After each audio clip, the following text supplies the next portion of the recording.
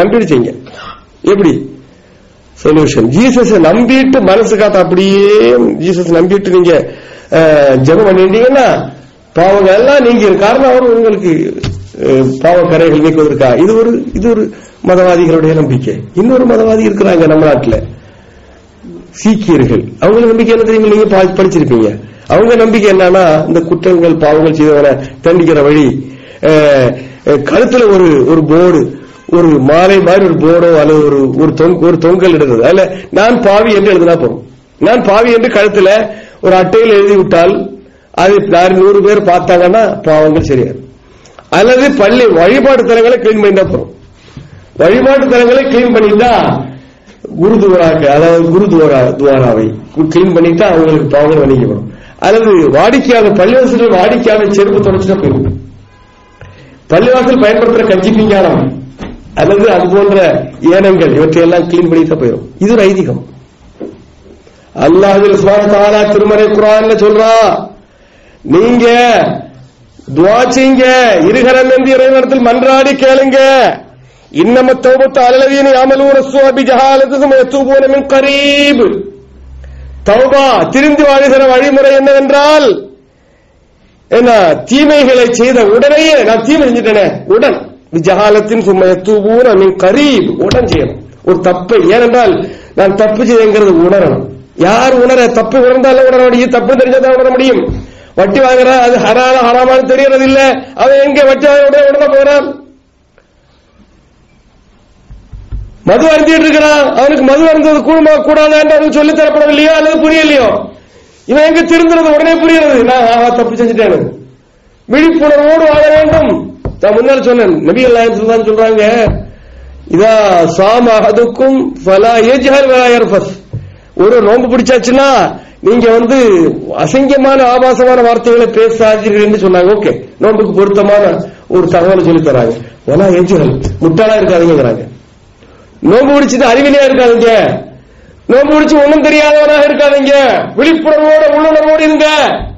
நான் யார் என்பதை புரியுங்க, என்னுடைய மார்க்கம் என்பது எதை சொல்லுகிறது என்பதை புரியுங்க, குர்ஆன் என்ன சொல்லுறது புரியுங்க, ஒரு உள்ளுணர்வோடு வாழுங்க என்று நபிகள் சொல்லி தராங்க. வலா யஜ்ஹல் என்பதை தவிர வேற என்ன அர்த்தம் சொல்றது? நோன்பு பிடிச்சா நீங்க யாரும் முட்டாளா இருக்காதீங்க நபிகள் சொல்றாங்க. முட்டாளா இருக்காங்கன்னா என்ன அர்த்தம்? நோன்புடைய மாசத்துல ஆலிமாயிரு அர்த்தமா? நோன்புடைய மாசம் எல்லாம் கல்வியும் படிச்சு தெரிஞ்ச அந்த அர்த்தத்தில் இல்ல. விழிப்புணர்வோடு உள்ளுணர்வோடு நான் யார், என் மீது சுமத்தப்பட்ட கடமை என்ன, ரமலான் நான் செய்ய வேண்டியது என்ன என்ற விழிப்புணர்வு ஒரு மூமினுக்கு வேணும். ஆகவே விழிப்புணர்வு இல்லையே பாவம் செய்தவனுக்கு வேண்டும். சும்மா என்ன இன்னம தௌபத்து அலல்லாஹி அலல்லதீன யஅமலூன ஸூஅ பிஜஹாலத்தின் சும்ம யதூபூன மின் கரீப் உலாயிக்க யதூபுல்லாஹு அலைஹி. அவங்களுக்கு தான் இறைவன் மன்னிப்பான். நான் தப்பிச்சுட்டேன், ஒரு தேவையில்லாம பேசி அவனை மன புண்படுத்திட்டேன், அவன் வருத்தப்பட்டு போறான், திட்டான். இதுல நீங்க சாதாரண நினைக்கிறீங்களா? சிபாபுல் முஸ்லிம் ஃபுசூகுன் வ கிதாலுஹு குஃப்ர். வசைமொழி பாடுவது பாவம், வசைமொழி பாடுவது பாவம், கொலை செய்வதோ இறை மறுப்பு. மூமினை பார்த்து வசைமொழி பாடக்கூடாது, திட்டக்கூடாது, அவனை வருத்தப்படுத்துற வார்த்தைகள் கூட பேசக்கூடாது. எவ்வளவு புனிதமா இருக்க வேண்டிய ஒரு மூமின். வலைசத்து தௌபத்து அலல்லதீன யஅமலூன ஸய்யிஆத். வலைசத்து தௌபத்து தௌபா செய்யக்கூடிய வாய்ப்பே இல்ல. யாருக்கு இல்ல? இல்லதீன யஅமலூன ஸய்யிஆத், தீமைகளை உழந்து கொண்டிருப்பார்கள், ஹராம் ஹலாலை பார்க்காமல் வாழ்வார்கள், எது கூடக்கூடாது என்பதை அவர்கள் கண்டுகொள்ள மாட்டார்கள், சத்தியம் அசத்தியத்தை வேறுபடுத்தி புரிய மாட்டார்கள். கடைசி வரையிலும் வாழ்ந்து சாவு வருகிறது. மரணப்படுக்கையில் படுத்திருக்கிறார் ஆசாமி, நல்லதே செய்யல லைஃப்ல, இவருக்கு மன்னி போட்டானா இல்ல, நல்லதே செய்யல. கடைசி நேரத்தில் திருந்தினாலும், கடைசி நேரத்தில் திருந்த உயிர் போற நேரத்தில் திருந்தினா திருத்த அது அங்கீகரிக்கப்படாது. ஃபிரௌன் திருந்துற மாதிரி குர்ஆன் அல்லாஹ் சொல்ல, ஃபிரௌன் திருந்தான். எப்ப திருந்தினா? நைல் நதியில் மூழ்கடிக்கப்பட்ட போது திருந்தினான். நைல் நதியில் மூசா அலைஹிஸ்ஸலாம் அவர்கள் துரத்தி கொண்டு, மூசா அலைஹிஸ்ஸலாம் அவர்களை இவன் துரத்திக்கிட்டே போறான். மூசா அலைஹிஸ்ஸலாம் காப்பாற்றப்பட்டார்கள், இவன் அழிந்து போகிறான், நைல் நதியில் மூழ்கி அழிகிறான் ஃபிரௌன். அந்த நேரத்தில் என்ன சொல்றான்? மூசா அலைஹிஸ்ஸலாம் கிட்ட உதவி தேடுகிறான். என்ன செய்ய முடியும் இந்த நேரத்தில்? வரா. அப்புறம் அவன் புலம்புறான், நான் ஆமன்து பில்லதி ஆமன பிஹி பனு இஸ்ராயில், பனு இஸ்ராயில்கள் அதாவது மூசாவுடைய கூட்டம், பனு இஸ்ராயில்கள் நம்பிய அந்த அதே இறைவனை நான் நம்புகிறேங்கிறான். லா யன்ஃபஉ நஃப்ஸன் ஈமானுஹா, அந்த நேரத்தில் அவனுடைய நம்பிக்கை பயனே இல்லை. ஆகவே திருந்து வாழ வேண்டும். சற்று மரணப்படுக்கைக்கு சற்று முன்பாக திருந்தணும். அதுவரையிலும் திருந்தாமல் வாழ வேண்டும் என்று நாம் சொல்லல. மரணப்படுக்கை எப்போது நமக்கு என்ன தெரியும்? மரணம் எப்போ வரணும்? போகிறோம், வீட்டுல வந்தா வாகனத்தை ஓட்டிட்டு போகக்கூடியவங்க இருந்தாலும் சரி, நடந்து போறோம் இருந்தது. அது இந்த ஊர்ல கொஞ்சம் பாதுகாப்பு இருக்கு. நம்ம ஊர்ல எல்லாம் அப்படிதான். வாகனத்தை ஓட்டிட்டு நான் போறேன்னா வீட்டுல வந்தால் அப்படி இருக்கு ஆக்சிடென்ட்கள். ரோட்ல ஒரு கண்ட்ரோல் கிடையாது. இங்க மாஷா அல்லாஹ் டிரைவிங் பண்றவங்களுக்கு நிறைய சட்டத்திட்டங்களை அரசாங்கம் வைத்திருக்கிறது. அதன்படி முறையாக சிஸ்டமேட்டிக்கா போறதுனால ஆக்சிடென்ட் குறைவா இருக்குது. அங்க அந்த இது இல்ல. அதனால போனா என்ன ஆகுறது நமக்கு தெரியறது இல்ல. பேப்பர் படிச்சு பாருங்க, ஒரு நாளைக்கு எத்தனை ஆக்சிடென்ட். ஆக உத்தரவாதம் இல்ல, வாழ்க்கைக்கு உத்தரவாதமே இல்ல. வாழ்க்கையை இன்சூர் பண்ணுவேங்கிறாங்க இன்சூரன்ஸ் கம்பெனிக்காரன். யாரு எங்குமே இன்சூர் பண்றது? வாழ்க்கை இன்சூர் பண்ண முடியுமா? வாழ்க்கைக்கு நாளையும் மரணம் வருமா, நாளைய மறுநாள் வருமா, என்னை ராத்திரி வருமா, யாருக்கு தெரியும்? ஆகவே நாம் திரிந்து வாழ்வதற்கு எப்போதும் தயாராக வேண்டும். திரிந்து வாழ்வதற்கு தயாராக வேண்டும். திரிந்து வாழ்வதற்கு நாம் பிரார்த்தனை செய்தால் என்ன செய்யணும்? அதற்கு சில நிபந்தனைகளை எவிடன்ஸ் அடிப்படையில் மூத்த சலஃப் உலமாக்கள் நமக்கு தந்திருக்காங்க. எவிடன்ஸ் அடிப்படையில் திருந்தி வாழ்வது என்பது துவா ஓதிட்டு வெளியே போறதல்ல. வெறும் துவா ஓதிட்டு அழுது புலம்பிட்டு போறது மட்டும் இல்ல. மேலால் இந்த தவறை செய்ய மாட்டேன் என்று முடிவு கட்டணும். தொழுகையை விட்டு தொழுகை இல்லாத இனிமேல் தொழுகையை நான் விடமாட்டேன் என்று அல்லாஹ் தௌபா செய்றார் ரமதான்ல. இறைவா மேல நான் கண்டிப்பாக நான் என்னை தொழுது வாழக்கூடிய ஒரு மனிதனாக மாறிவிடுவேன், அதற்கு நீ எனக்கு உதவி செய்ய என்று அல்லாஹ் துஆ செய்யும் போது திரும்பி வாழும்போது அவருக்கு ஒரு முடிவு இருக்கிறார். மேலால் தொழுகை விட மாட்டேன். இவர் நோம்புக்கு அசருக்கு மகரிபுக்கு 2 நாள் அல்லது 27 நோம்பு 27 வரை அல்லது நோம்பு முடியறது வரை தொழுதாரு. திடீர்னு மறுபடியும் அவர் பழைய நிலைமைக்கு திரும்பிட்டாருன்னா அல்லாஹ் ஏமாத்துறது இல்லையா? அத்தஹல்லி அனுதுனூப், எல்லா பாவங்களை விட்டு நாம் திரும்பி விட வேண்டும். மேலால் பாவங்கள் செய்ய மாட்டேன் என்று திரும்பி விட வேண்டும். தாபா என்றாலே ரஜா என்று அர்த்தம். திரும்பினான் என்பது மட்டுமில்லை, திரும்பினான். அல்லாஹ்வின் பக்கம் திரும்பாமல் எங்கேயோ போயிட்டு இருந்தான். அல்லாஹ்வுடைய ஆணைகளை மதிக்காமல் எங்கேயோ எப்படி வாழ்ந்துட்டு இருந்தான். இப்போது தௌபா செய்தாச்சு, பிரார்த்தனை பண்ணியாச்சு, திருத்த வரணும்னா மேலால் தொழுகை விட்டுவிடக்கூடாது. தொழுகை விடாமல் இருப்பதற்கு இறைவா எனக்கு நீ வாய்ப்பை தா, இத்தனை காலம் விட்டு தொழுகை நீ மன்னிச்சிரு என்று சொன்னால் மன்னிப்பா. எப்போ மன்னிப்பா? மேலால் தொழுகை விடாமல் நீ தொழுகை எடுத்து நடைமுறைப்படுத்த வேண்டும். அத்தஹல்லி அனிதுனூப், நாம் செய்த பாவங்களை விட்டு நிச்சயமாக நாம் விலகிவிட வேண்டும், முற்றிலுமாக விலகிவிட வேண்டும். நான் ஒருத்தருக்கு ஒரு $1000 கொடுக்க வேண்டியிருக்கிறது அல்லது 1000 பவுண்ட்ஸ் கொடுக்க வேண்டியிருக்கிறது. இறைவா நான் 1000 பவுண்ட்ஸ் இந்த ஆளு கொடுக்க வேண்டியிருக்குது, நீ மன்னிச்சிருந்து இறைவன் கேட்டா இறைவன் மன்னிக்க மாட்டான். ஹுக்கூக்குல் இபாத் இருக்கிறது, அடியார்களுக்கு செய்ய வேண்டிய கடமைகள். நான் ஒரு தடவை திட்டேன் என்ன வச்சுக்கிடுங்க, ஒருவரை வசைமொழி பாடி விட்டேன். இப்போது அவரு வருத்தப்பட்டே இருக்கிறார். இப்படி பேசிட்டாரு, என்ன இப்படி வருத்தப்படுத்திட்டாரு, எனக்கு தகாத வார்த்தை என்று சொல்லிட்டாரு என்று நான் வருத்தப்பட்டு இருக்கிறேன்.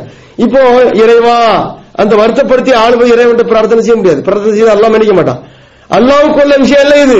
இது அடியானுக்கு செய்த துரோகம், அடியானுக்கு செய்த பாவம். அடியாண்ட மன்னிப்பு கேளுங்க. அடியாண்ட வாங்கின கடத்தை திருப்பி கொடுத்துட்டு கடத்தை மன்னிக்கிறதுக்கு அல்லாஹ் கேளுங்க.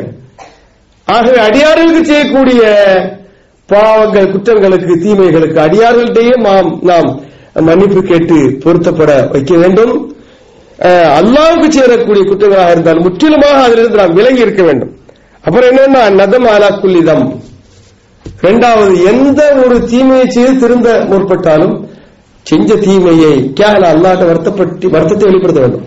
இறைவா நான் தெரியாம செஞ்சிட்டேன், நான் ரொம்ப வருத்தப்படுறேன், நான் தொழுகையை நான் தெரியாம முக்கியத்துவம் புரியாம உன்னுடைய பெருமையும் உன்னுடைய உயர்வையும் அறியாமல் தொழுகையை நான் விட்டுவிட்டேன், ரொம்ப வருத்தப்படுறேன் என்று வருத்தத்தை அல்லாஹ்ட்ட வெளிப்படுத்த வேண்டும். இன்னொரு ஒன்று இருக்கிறது, என்னது?